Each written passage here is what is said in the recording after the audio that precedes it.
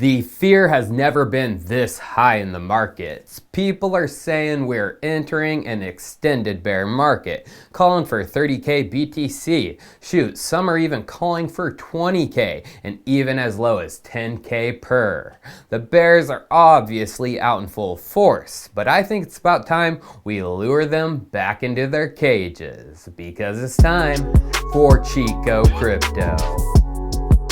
Well, talking about those bears out in full force, they have been in control, and they did do the unthinkable yesterday. They dropped Bitcoin below 40k. Pulling out the price chart, we can see for a short amount of time, the price dipped into the 39k region, although that was swallowed up, resulting in a V-shaped recovery right back to 42k. Now, there is a silver lining with that dip to below 40k, and it's the reason there was such a quick V-shaped recovery. BTC had buyers. There was a ton of buying being done at that level. Yesterday's bounce resulted in the largest 1-hour buying volume candle since early October, and it also exceeded all 1-hour selling candles except for the 4th of December. So is this a sign that BTC has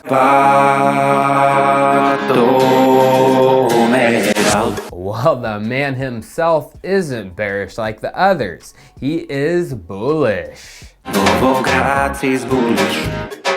Yes, Mr. Novagratz, Mike Novagratz, was just on CNBC Squawk Box January 6th. He spoke about the Bitcoin bottom. Let's listen in to what he had to say. Speak to this though. So first of all, you think that there's a floor at 38,000 on Bitcoin? Why do you think that? Just, listen, I know big institutions who are going through their process to put positions on. And so I think they're going to see those as attractive levels to buy.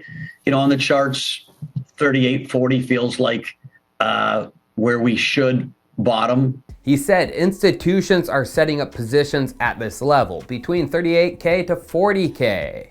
So with yesterday's dip down in between that level, was it those institutions getting their buys in? Were they the ones causing the massive volume buying candle? It's very possible, although you got to continue Mr. Novagratz's conversation and understand that this isn't about being a permabull. These markets, even he is cautious in the markets.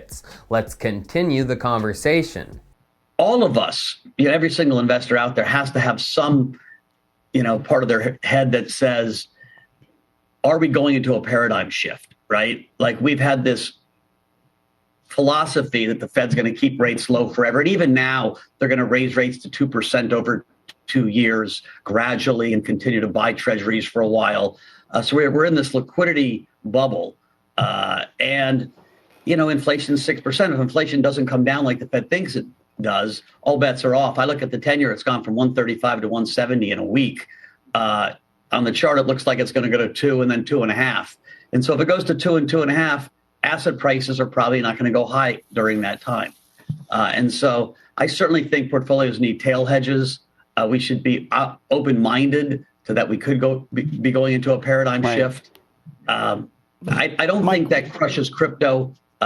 There's too much of a movement going on, but it certainly slows it down. Crypto could be slowed down with the government and the Fed's actions. Will they be able to keep inflation under control? Are they going to have to raise rates to do it? Well, tomorrow on Wednesday, we get data on inflation. The CPI, Consumer Price Index data, it comes out. And if inflation is higher than what is forecasted, many think we could see some more pain for the speculative assets. But if it's lower than expected, many think we could see some bullishness. So what is the expected inflation number? Well, Zero Hedge tweeted about it. He said, the Bloomberg market consensus for Wednesday's US December CPI inflation release stands at an astounding 7%.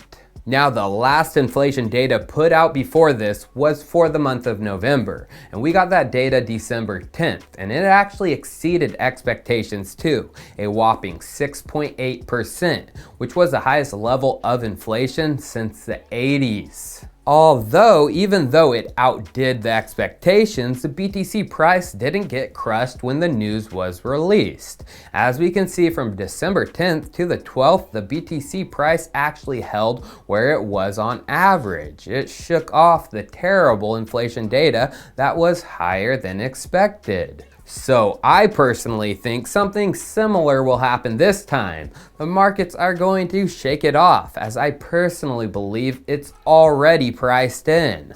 What do I mean? As we can see, January 5th was the big dip, which took the price down from above 46.5K to the levels we see today.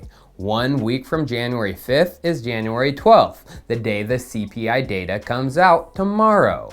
Now, going back to the last time the data was released last month in December, specifically the 10th, we can see 1 week, 7 days earlier, December 3rd, we had a similar big dip.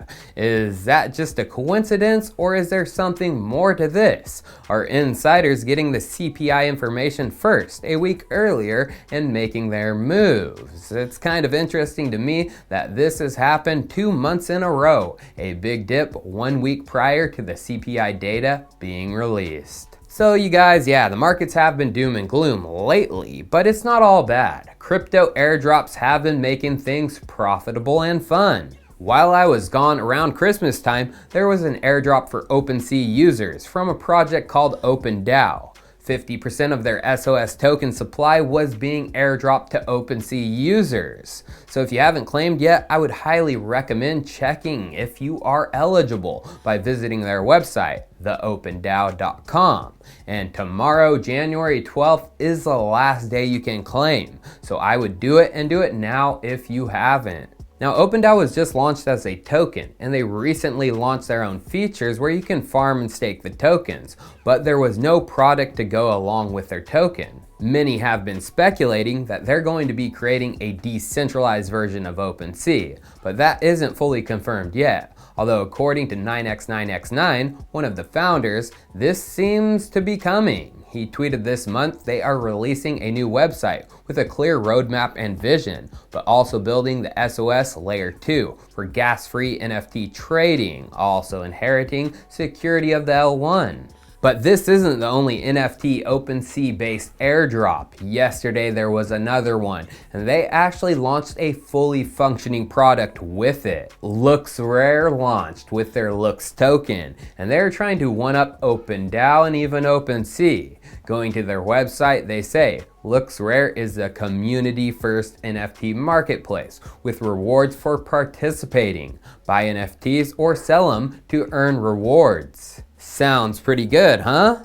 Well, going to their documentation, it seems to get even better. The team says, get rewarded. Users that buy or sell NFTs from eligible collections earn Looks tokens. Share the platform fees. 100% of trading fees are earned by Looks stakers. And finally, creators get paid instantly. The creators get royalty payments at the moment of sale. And guys and gals, the product is ready. They launched with a fully functioning product.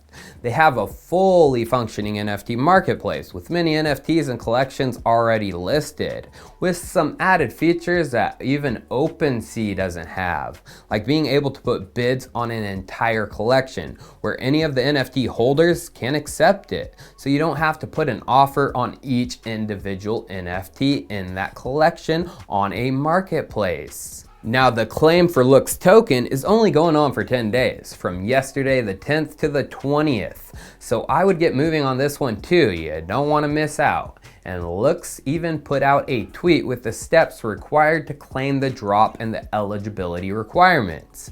You need above or equal to 3 Ether trading volume on OpenSea between June 16th to December 16th, 2021.